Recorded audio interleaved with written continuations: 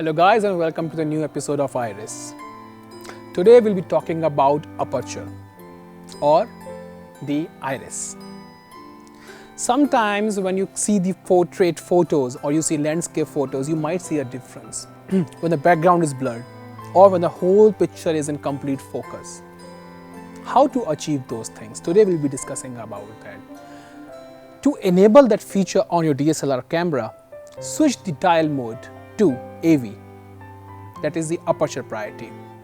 With the same thing, you can also control the aperture via manual mode, but it is recommended to use the AV mode because in the AV mode you can control and you will only control the iris, that is the aperture, and the rest, the shutter speed and the ISO will be taken care of by the camera itself. So now what is iris, what is aperture, what is the usage and how to control it? The very first thing to know that aperture is calculated in f-stop. The value goes in the opposite way. For suppose if the f-stop is 1.8, that means the aperture is wide open. And when we are saying the aperture is f22, that means it is this much open. So basically, if this is a sensor and this is the aperture of the, suppose, a lens. So basically it is controlling the light. It might fall from this big circle or it might come from this small circle. So you can control the amount of light that is coming through the aperture. That is the very first use. The second use is to control the depth of field. It could be shallow or it could be the narrow.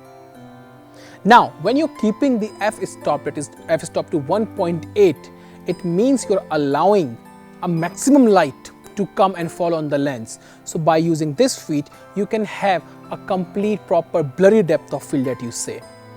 At the same time, if you take the aperture to f22, you'll have everything in focus, the whole background. Now where it is used?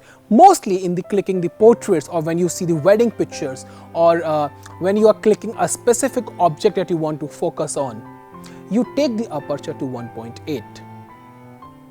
And when you're clicking a landscape, when you're clicking a nature photography, when you want everything into focus, when you're clicking a large group, then you take the aperture to the maximum, that is the f22. But you have to keep in mind when you're keeping the aperture to the maximum, that is to 1.8, you have to understand there is a range that it will keep in focus. Like suppose if I'm keeping the aperture to 1.8, so you have to understand if my focus is on the eye, my ears will be blurred.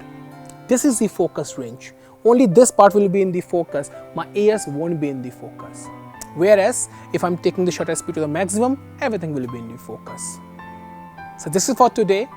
In the next class, we'll be learning more. If you have any doubt, any query, any question, do let us know. Thanks for joining us.